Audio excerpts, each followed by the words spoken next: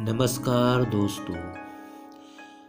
आज हम एक और नई कहानी देखेंगे और कहानी है तीन साधु की कहानी। एक बार की बात है, एक औरत अपने घर से निकली।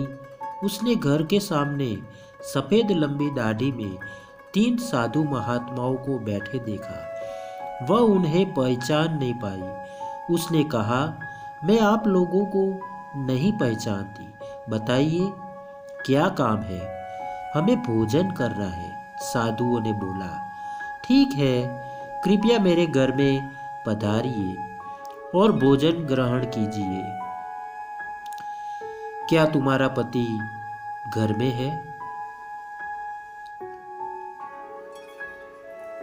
एक साधु ने प्रश्न किया। नहीं, वह कुछ देर के लिए बाहर गए हैं, औरत ने उत्तर दिया।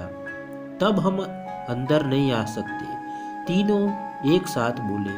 थोड़ी देर में पति घर वापस आ गया। उसे साधुओं के बारे में पता चला तो उसने तुरंत अपनी पत्नी से उन्हें पुनः आमंत्रित करने के लिए कहा। औरत ने ऐसा ही किया। वह साधुओं के सामने गई और बोली, जी अब मेरे पति वापस आ गए हैं, कृपया आप लोग घर में प्रवेश करिए। हम किसी घर में एक साथ प्रवेश नहीं करते, साधुओं ने स्त्री को बताया। ऐसा क्यों है? औरत ने अचरज से पूछा। जवाब में मध्य में खड़े साधु ने बोला, पुत्री, दाई तरफ खड़े साधु का नाम धन और बाई तरफ खड़े साधु का नाम सफलता है और मेरा नाम प्रेम है।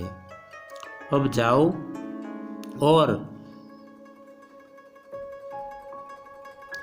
अपने पति से विचार विमर्श करके बताओ कि तुम हम तीनों में से किसे बुलाना चाहती हो। औरत अंदर गई और अपने पति से सारी बात बता दी। पति बेहद खुश हो गया।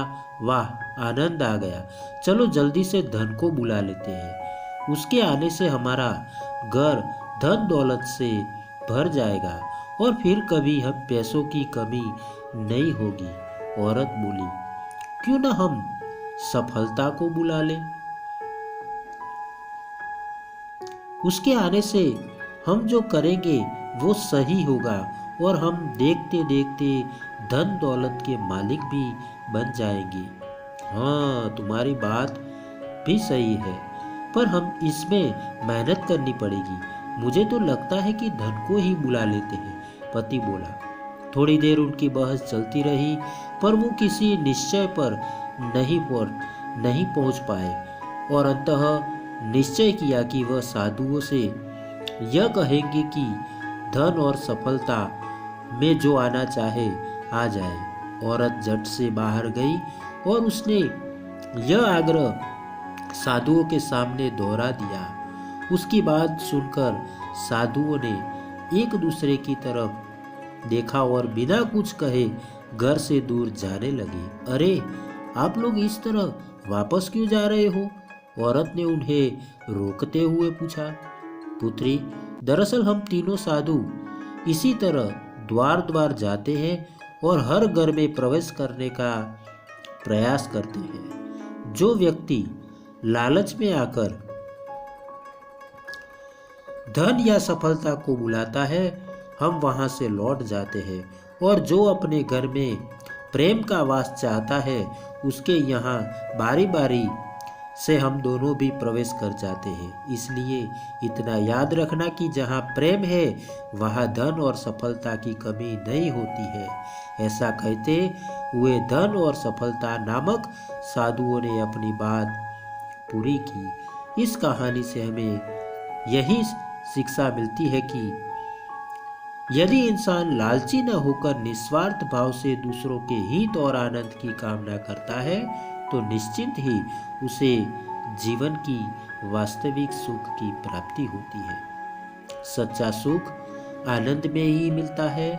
वो कहते हैं ना, आनंद का सुख तो उस झोपड़ी में मिल जाता है जहाँ लोग एक दूसरे के साथ प्रेम के साथ निवास करते हैं।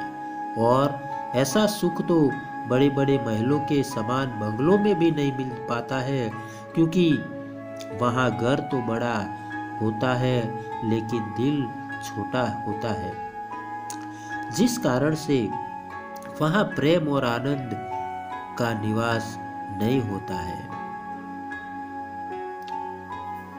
धन्यवाद दोस्तों, धन्यवाद।